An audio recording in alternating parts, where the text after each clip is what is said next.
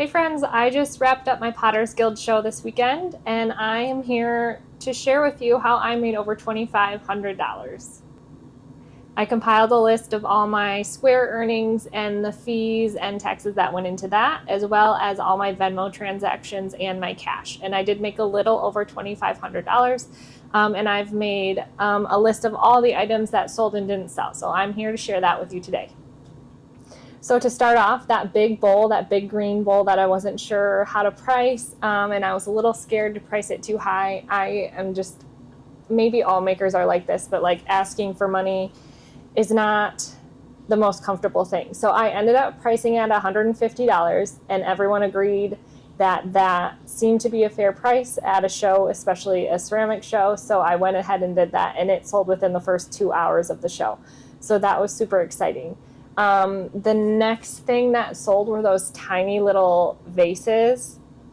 And I will say that I wasn't planning on selling all of them. So I wanted to keep those for my Mother's Day show that's coming up, because I thought that would be the perfect little gift for a kid to pick out for its mom, and then they could, fill it with tiny flowers that they picked. So I marked them up. I was originally going to sell them for $15 at my Mother's Day show, but I thought since this was just like a last minute show that I was going to go ahead and mark them up. And I ended up selling them for $20. I made a cute little sign. I'll go get it and show you. And I'll show you my little pots as well. And I only have 3 left. And I think I started with over 30. So that was a really big chunk of money for me to make at the show. And I'm really excited about that. People were super impressed by those. They just thought they were the greatest idea. So I'm going to make a ton more of those for the next show, but I'm going to show you what I have left. All right, so I went and grabbed them. Here are the only 3 I have left.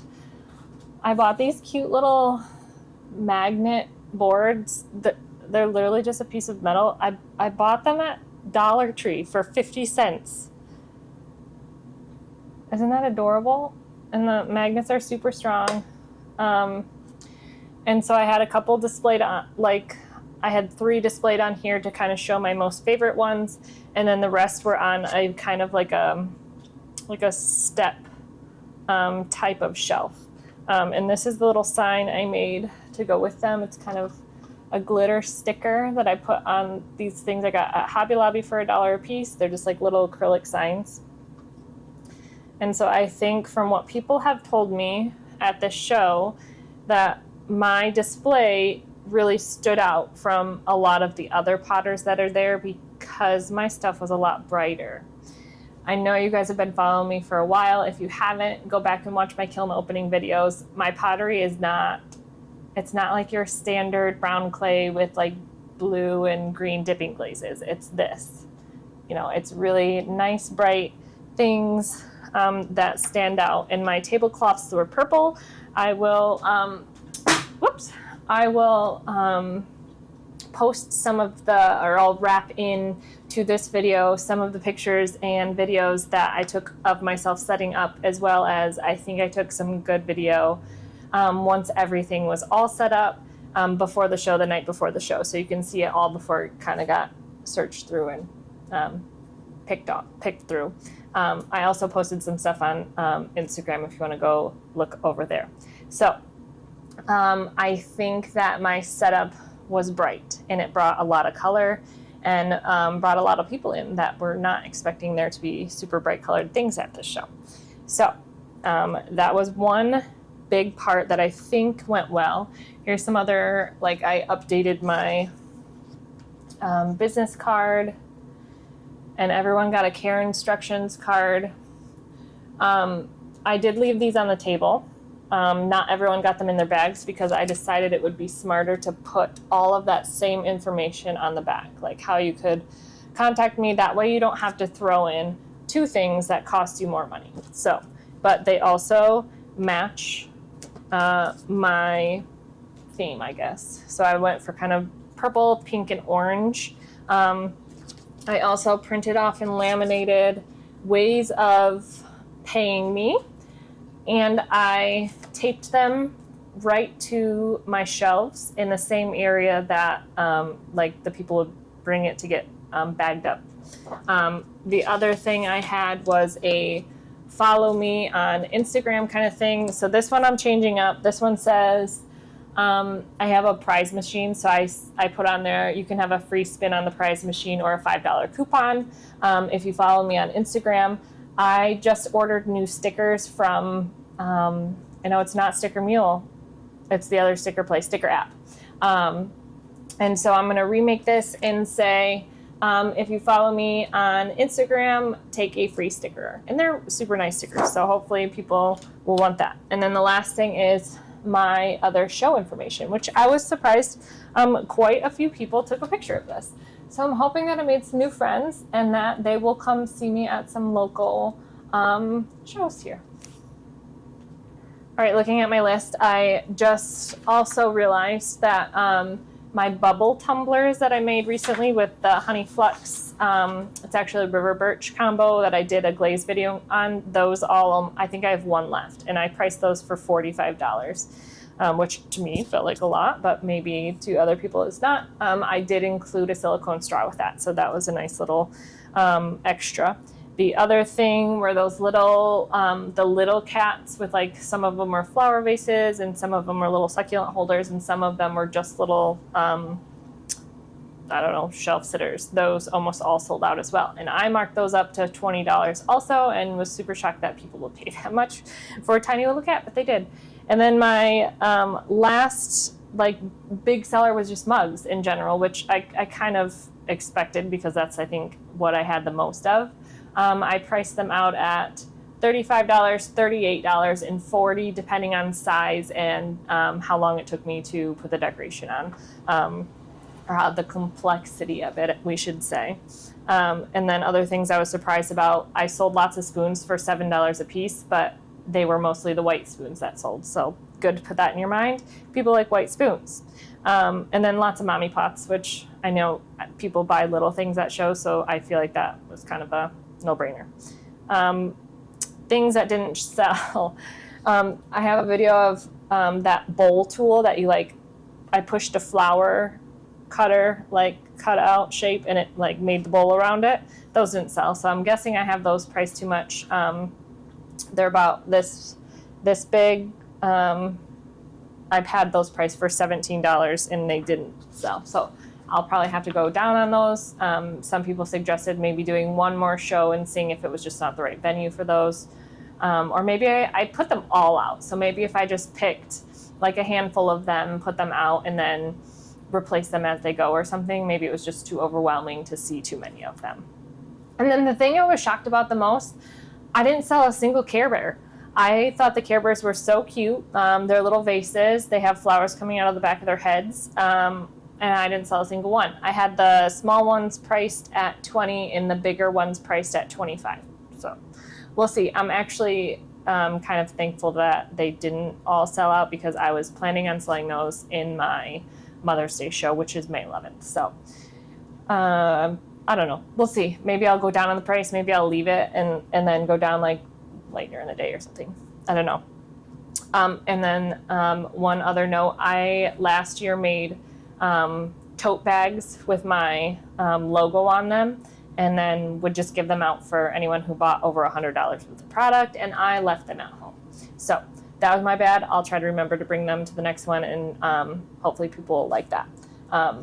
I do put logo stamps on all my paper bags too, just because it's nice as people walk around. You can see how many people have your bags, and then people actually come up and say, oh, I saw that your bags are floating around, and that's something that I think I should also have. So it's kind of like free advertising. It takes not very long to like stamp your logo on a bag.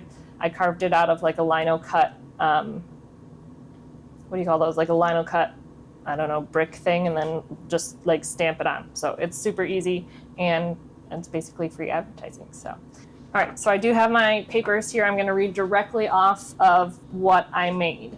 On Square, I don't know if everyone uses Square. I know some people use Shopify, which I think has like the same card scanning app types of things, but Square is always what I knew, so that's just what I use.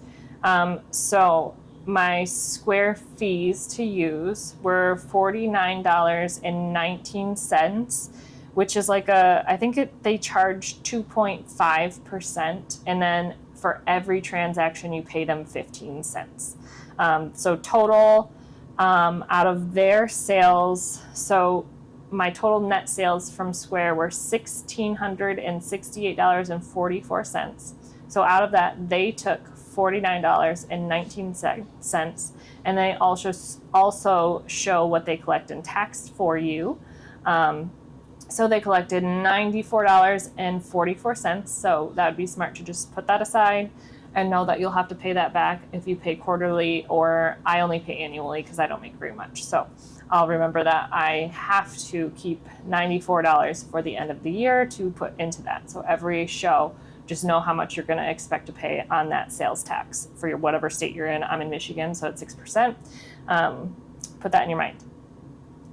Total, I had 38 transactions on Square.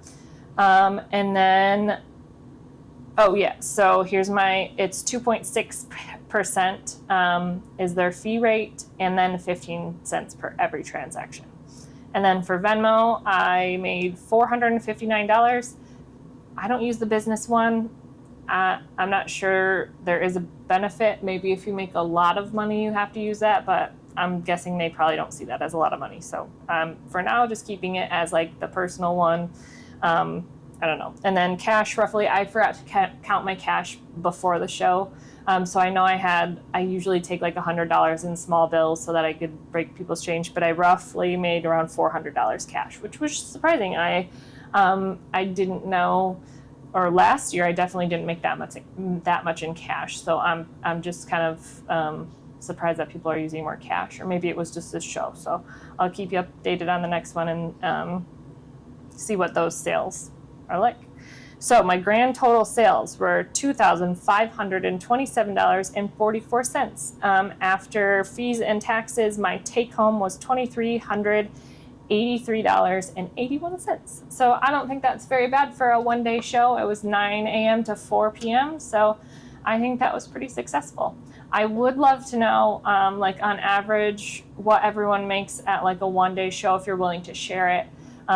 You can email me if you want, or you can leave in the comments. You can go to my Instagram and like message me. Maybe I'll do a poll. That's like one-day show. Do you make between like $250 to $500, $500 to $750, $750 to $1,000, and then $1,000 to $2,000, $2,000 beyond or something. And then you can go in there and like tell me like what you generally make. Because obviously if you guys have been following me for a while, you'll know that I recently quit my nursing job to do this full time. So as a part-time nurse, I made about $17,000 take home last year. So my goal is to make that or like a little bit more. If I make this much at every show this year, I'm in like 13 shows, but some of them are multi-day. But let's say I make this average, I'm on track to make about $34,000 this year. So not only is this better for my schedule, being home, being able to get the kids to and from school, I'm their soccer coach this year, so I'm here for soccer practice, I'm here for soccer games, and I'm able to make more money. And I work night shift when I was a nurse, so my body like hated me. I had to sleep in on weekends, I had to work weekends and holidays. It really wasn't worth it. Like, yes, it's a rewarding career, but to be home with my family and make more income in this economy where like we can barely afford groceries right now, it's just everything seems, if I can do this, it seems like I'm on the right path. And not only that, I'm passionate about it. I could be down there making pottery all day and still want to do it the next day. So I haven't felt any kind of burnout yet. I'm making videos for you guys, which is like on top of everything, on top of doing shows, on top of doing soccer coach, on top of doing pottery all day. I have the energy to put together these videos for you. So if you're enjoying this, I know I'm talking a lot. I don't talk a lot in real life. So if you don't mind dropping a like, telling your friends, like I'm here to like lay it all out on the table. I know some people don't like talking about money, but I think it's important to know what you're getting yourself into if you're going to be on this same path, starting to work for yourself, make more money, even if it's just on the side. Like You got to know what you're putting in and taking out. That is one other thing I didn't say. I have put a lot. This show was $145 to be in, which is actually not very bad for a show. I've paid up to $450 for a show, which is over in West Bloomfield, Michigan, which is like a ritzy place. So we'll see how that one goes. I'm hoping that I'll make my money back there and it won't be too much of a loss. I know that people have a lot more money there. So I will put together how much I'm putting into this pottery, how much my shows are, and we'll, at the end of the year, or like maybe we could do like a couple times throughout the year, compare like profits and how much I'm putting in versus how much I'm getting out. So right now I know I'm in the negative still because of I applied to 13 shows and like this was the cheapest one out of all of them. So right there you could see I'm probably in the negative for that, as well as buying the pottery clay and the glaze and running the kiln and all the things. So if you would like to see my breakdown of income from shows versus what I'm putting into my business, let me know and I can try to put together. I keep track of everything like as I go, so I'm pretty organized. And if you want to know some more numbers, let me know in the comments, and I will get back to making pottery. So thanks for joining. I'll see you next week.